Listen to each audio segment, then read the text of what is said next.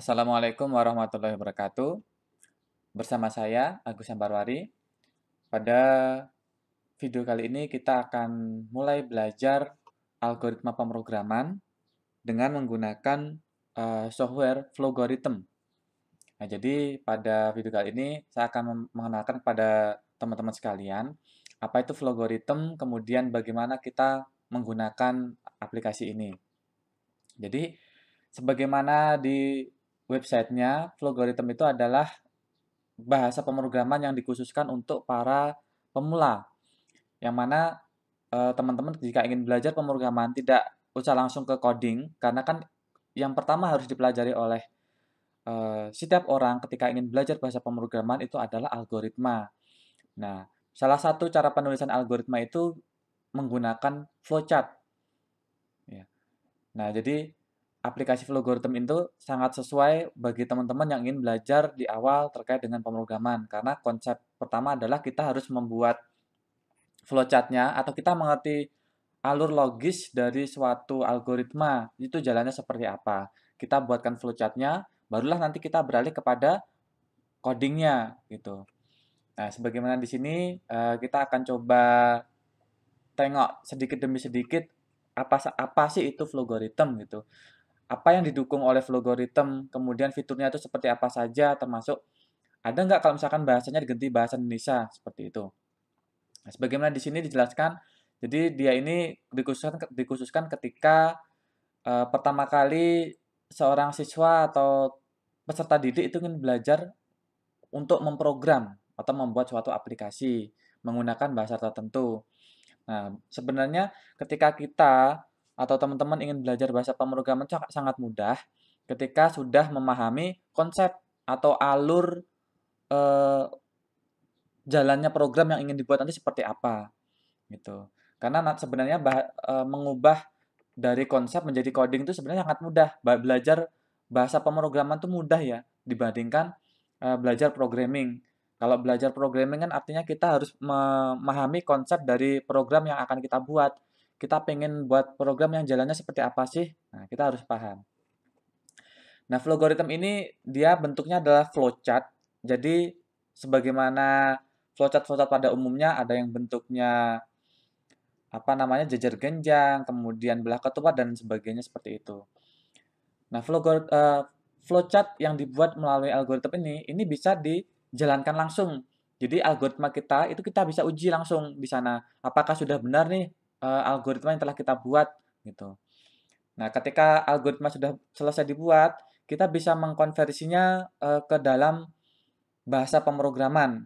Jadi di Flowgorithm itu sudah ada fitur seperti itu. Jadi ngoding itu serasa mudah sekali ketika kita sudah memahami konsepnya. Dan di sini dijelaskan ada 18 bahasa pemrograman yang telah didukung oleh Flowgorithm seperti C#, C++, Java, Visual Basic.NET dan Visual Basic VBA ya yang ada di Microsoft Excel. Nah, ini terkait sekilas dengan Flowgorithm. Fiturnya apa saja? Nah, ini mudah untuk dimengerti ya, keluarannya nanti seperti apa. Basisnya berupa grafik, jadi dia tuh bentuknya gambar flowchart. Nah, dan kemudian interaktif dia dapat mengkonversi dari flowchart menjadi 18 ada 18 jenis bahasa pemrograman. Nah, dan lain sebagainya. Kemudian multilingual support nih yang teman-teman belum paham bahasa Inggris atau mungkin bahasanya yang dipaham adalah bahasa Perancis itu bisa diubah bahasanya. Tutorial sederhana pun juga sudah ada. Nah, nanti saya akan jelaskan di sini sedikit ya, memberikan tutorial bagaimana menggunakan Flowgorithm. Nah, berikutnya adalah bahasa yang dapat diubah. Misalkan teman-teman itu daerahnya dari bahasa Perancis, ya bisa silakan diubah di sini ada French gitu. Nah, bahasa Indonesia ada nggak? Ada nih Indonesian gitu. Tapi saran saya gunakanlah bahasa defaultnya aja bahasa Inggris, karena kalau teknologi atau perangkat IT itu digunakan bahasa Indonesia, itu bahasanya aneh-aneh. Nah, itu. Momennya kurang sesuai dan itu kalau bagi orang IT sebenarnya dia akan malah susah memahaminya. Sebaiknya gunakan aja bahasa defaultnya bahasa Inggris gitu. Gitu. Dan sampai saat ini versi terakhir dari Flowgorithm itu versi 2.24.2. Nah, ini terakhir Juli 30, ya berarti dia ini cukup update. Mudah-mudahan akan banyak sekali dikembangkan. Dan kelebihan lainnya, sifatnya itu adalah free, ya, free atau open source. Jadi silakan teman-teman bisa download dan gratis gitu. Installnya pun juga. Tapi untuk instalasi sementara ini baru pada Windows ya. Sedangkan untuk sistem operasi seperti Macintosh, macOS ataupun Linux, teman-teman bisa menginstal yang namanya Wine. Ya, jadi Wine-nya diinstal dulu baru menginstal apa namanya Flowgorithm. Nah, tapi untuk yang sudah menggunakan Windows 7 atau ke atas itu bisa download saja di sini. Nah, syarat lain yang harus dipenuhi ketika teman-teman menginstal Flowgorithm itu adalah perlu juga menginstal .NET Framework. Nah, silakan bisa dicari saja di internet download .NET Framework. Nah, itu. Nah, ini sekilas terkait dengan Flowgorithm. Nah, sekarang kita akan coba eksplorasi. Ini dokumentasi juga ada ya. Tentang Flowgorithm itu sendiri, ini tempat downloadnya, kemudian dokumentasi. Nah, jadi kalau misalkan ingin belajarnya langsung bisa start di sini. Dokumentasinya seperti apa? Ya, kita coba ya dari sini start gitu. Kita langsung implementasikan di Flowgorithm. Nah, saya sudah membuka Flowgorithm. Nah, ini tampilannya Flowgorithm. Nah, tampilan awal ketika teman-teman membuka aplikasinya itu seperti ini. Sebagaimana flowchart pada umumnya, cuman bedanya kalau flowchart itu kan biasanya diawali dengan start dan finish. Nah, di sini sebenarnya sama, istilahnya sama. Hanya saja Flowgorithm itu lebihnya dia disesuaikan dengan bahasa pemrograman. Karena di bahasa pemrograman itu nggak ada tulisannya start dan finish. Adanya main ya. Ada kalau menggunakan bahasa C ataupun C++ itu ada void main. Artinya itu adalah fungsi main atau fungsi utama yang mana program itu akan menjalankan fungsi itu terlebih dahulu sebelum menjalankan fungsi yang lain. Nah, ini kita akan coba explore. Di sini ada save, kemudian ini open ya. Nah, ini digunakan untuk menjalankan flowchart yang telah kita buat nantinya. Oke, nanti akan saya demonstrasikan. Ini untuk membesar zoom. Nah, ini zoom out gitu. Kemudian, nah ini jenis stylenya saja, tinggal dipilih aja sesuainya. Saya lebih suka defaultnya saja ya, stylenya seperti ini. Kemudian ada layout Windows. Itu teman-teman pengen tampilan seperti apa? Kalau yang tampilan default ini dia adalah chart only. Kalau variabel dia nanti nampilkan variabel yang sudah kita tambahkan di dalam flowchart ini nanti. Kemudian code dan sebagainya. Kita gunakan default aja dulu ya, chart only.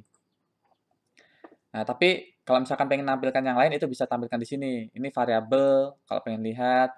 Kemudian apa namanya? Kita pengen melihat bentuk codingnya ketika menggunakan bahasa pemrograman Python. Nah, ini ketika kita ingin melihat hasil flowchart yang kita telah buat, itu kalau misalkan ditulis dalam bahasa pemrograman, seperti apa sih? Itu bisa kita lihat di sini. Ini bahasa pemrograman didukung cukup cukup banyak, kurang lebih ini semua, dari C#, C++, Java, Ruby, Swift, PHP, dan lain sebagainya.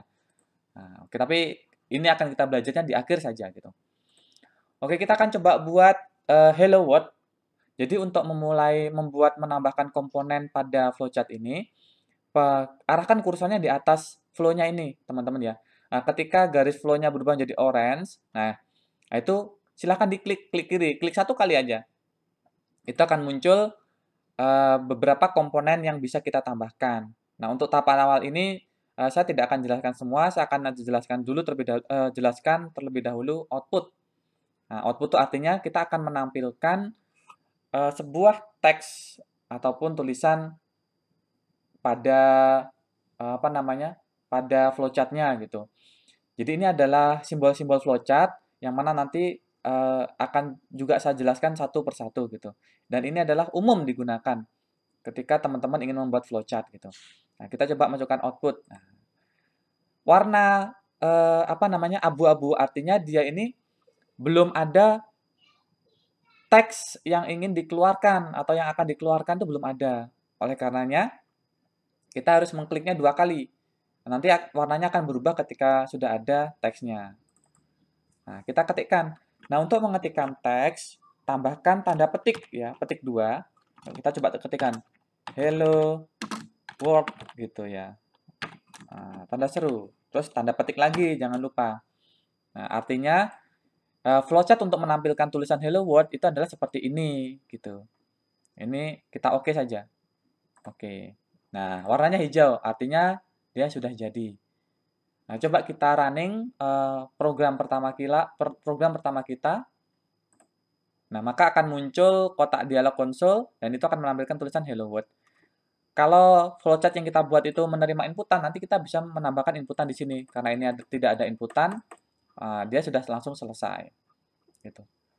Oke, itu teman-teman sekilas terkait dengan pengenalan Flowgorithm. Nanti di video berikutnya akan dijelaskan beberapa komponen yang lainnya selain output. Tadi ada input dan lain sebagainya. Terima kasih dari saya. Wassalamualaikum warahmatullahi wabarakatuh.